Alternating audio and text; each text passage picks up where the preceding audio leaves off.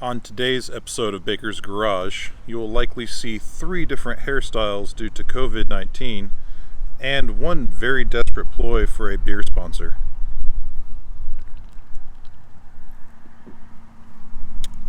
Shiner.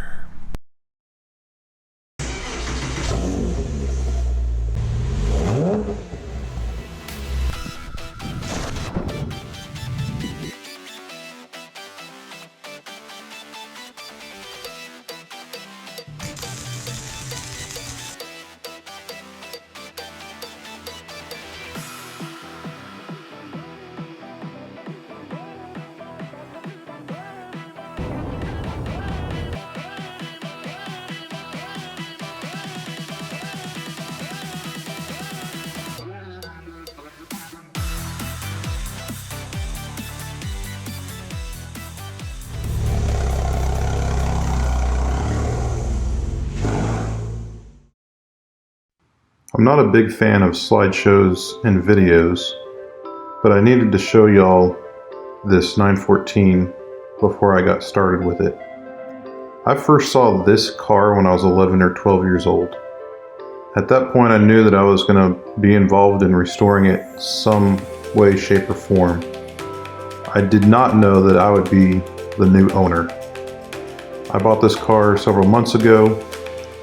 I got it loaded up and stored it temporarily at my office, and then once I had room in my shop, I got it moved to my house. And since then I've done a little bit of dismantling, which I'll show some video of later.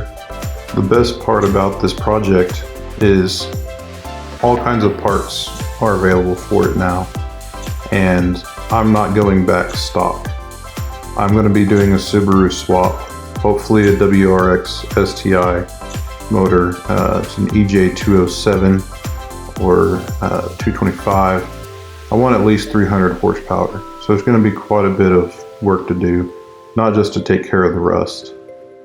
The next steps on this project are to get the remaining items removed from the shell, the tub of the car, and get it stripped down to bare metal so that I can start body work.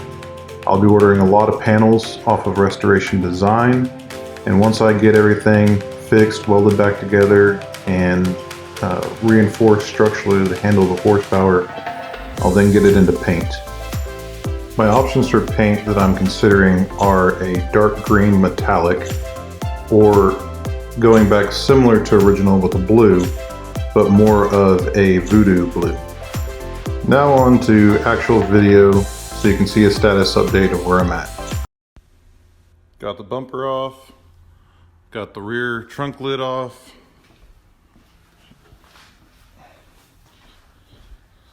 got the pop-up headlights popped up for the first time in forever. Front bumper is off.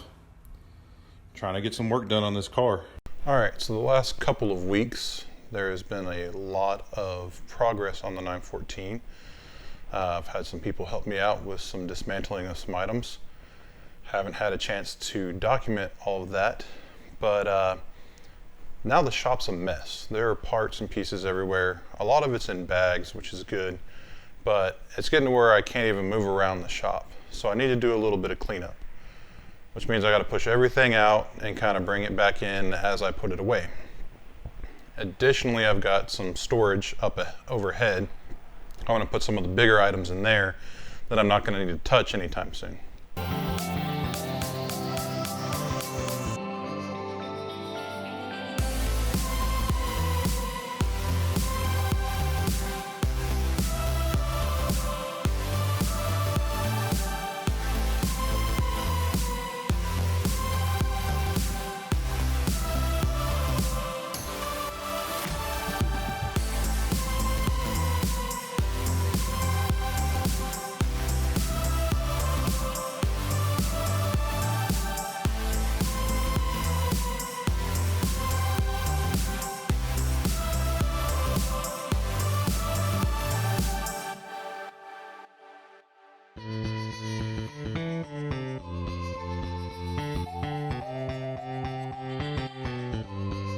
Goal for this evening is to get this glass removed.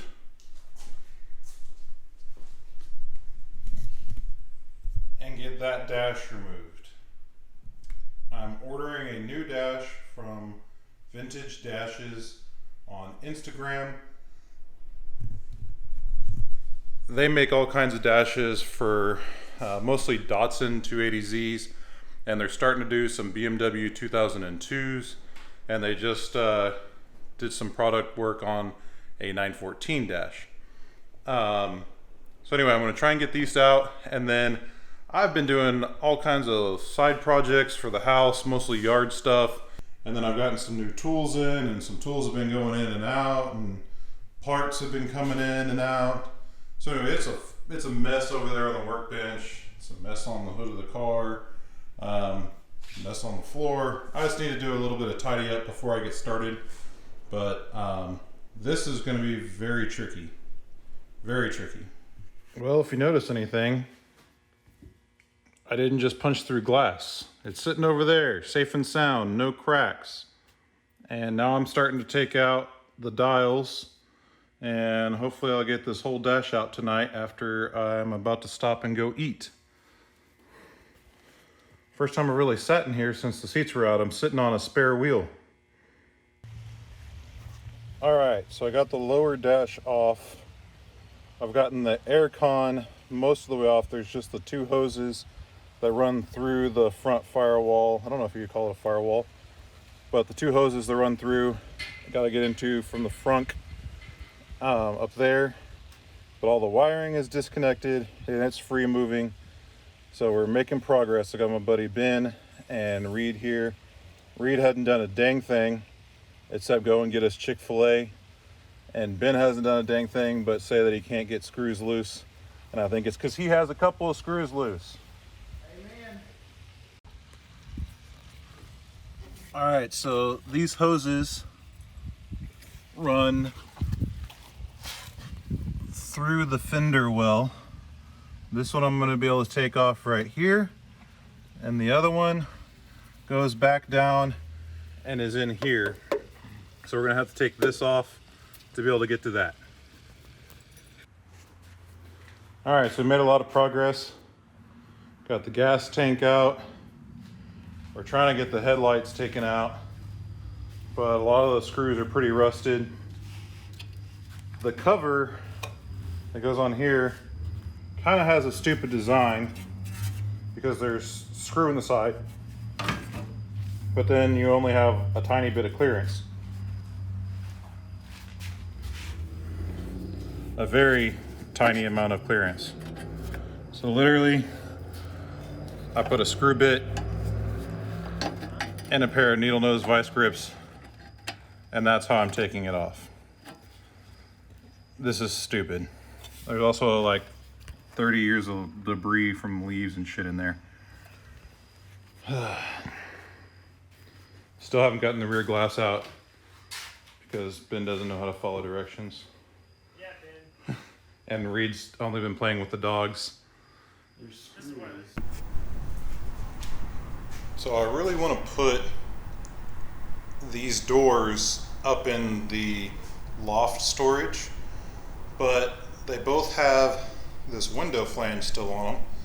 So I need to take the bolt that's on the bottom side of the door here out so that I can slide this whole piece, because it goes down the whole inside length of the door. This is the door that has the broken glass in it.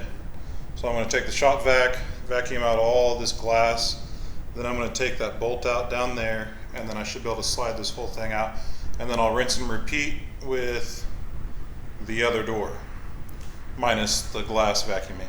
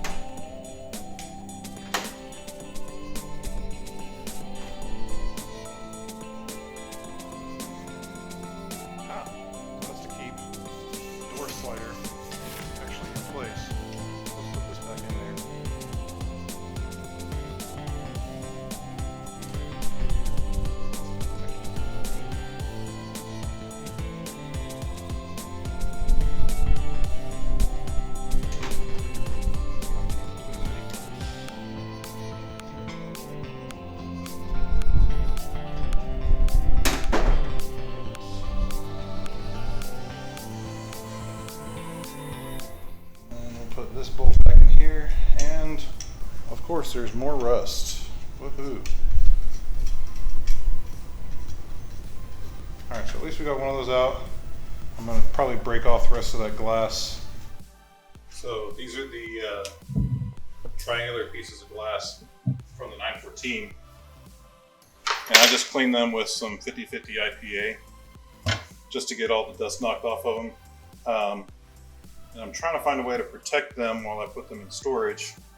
I've got these kind of like where they flex, but they stay kind of where they flex, pieces of packing material. I'm just going to kind of wrap them in that to protect them while I put them in storage. Get the trash.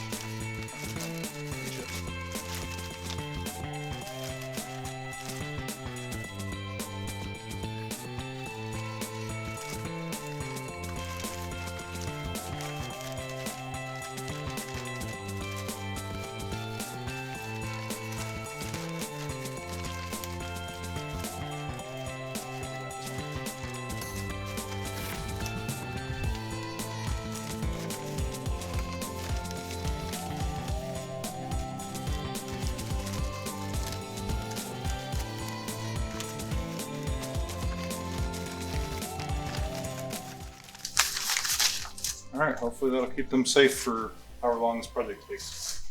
Alright, so again using 50/50 IPA, just trying to let this cut through the dirt that built up on this piece of glass while it was sitting outside for 30 years. So this is the passenger side piece of glass. The driver's side glass was shattered in the door when we took the door off. So, pretty fortunate on the glass so far. I'm pretty happy with this, but I have no idea what it's going to be like to source that passenger side piece. I don't particularly care about if it's 100% original, but if it was okay when it came on the car when I got it, I'm going to try and reuse everything that I've got. And like I said, I don't know if you're going to be able to see this in the camera. There you can. It actually has VW etched into the glass. The last time I checked, neither of these motors, these Type 4 very low horsepower Porsche / Volkswagen motors, neither one of them could spin freely. And I don't know if that's because they're in gear accidentally, because the transmissions are attached, or if it's just seized up. So what I'm going to do today is, there are 4 spark plugs because there are 4 cylinders. I'm going to put one of my favorite products, tried and true method, Marvel Mystery Oil. So I'm just going to put a little bit of this, and then hopefully that'll loosen whatever is gummed up after these motors have been sitting for so long, and they'll spin. I've done this on a couple of motorcycles and a couple of small engines, and it's worked just fine and there hasn't been any issues. But I'm going to give that a shot, so I'm going to get out the tools and get those taken off. Well, I was wrong. Both of these actually do spin freely. I did put some Marvel Mystery Oil down 2 or 3 of those cylinders, and then I just went and grabbed hold of that and it spun freely. So I don't think that one was really, I just don't think I had gotten a good grip. And then that one I hadn't even touched, and I grabbed it and it turned. So I don't know what I was doing before, but they're both fine. I'm going to post these for sale on Facebook Marketplace. And obviously, if you're watching this video, feel free to message me. And they're both 1.7s. I think that one's carbureted, this one's fuel injected. And there is a heat exchanger and metal kit for both of them. But it'd be better if you're local. I'm not shipping these. If you're local, come by, bring some people. And local's DFW Metroplex. But bring 2 or 3 people. These are 300 or 400 pounds a piece. And I don't have a pallet jack, and I don't have the ability to lift them into the bed of your truck myself, so better to bring a trailer with ramps. On a side note, here are 2 of the spark plugs that I pulled out of this one on the right, and they are pretty clean for having been in there. I mean, you can see the contact tip up here is rusty, but then inside that looks dang near new. It's got a little bit of, and the other one's the same way. There's not much buildup on there, and they're pretty clean. That was a good sign when I was taking these out. I was real happy about that. If you liked this video and would like more 914 and Porsche content, please click like and subscribe below.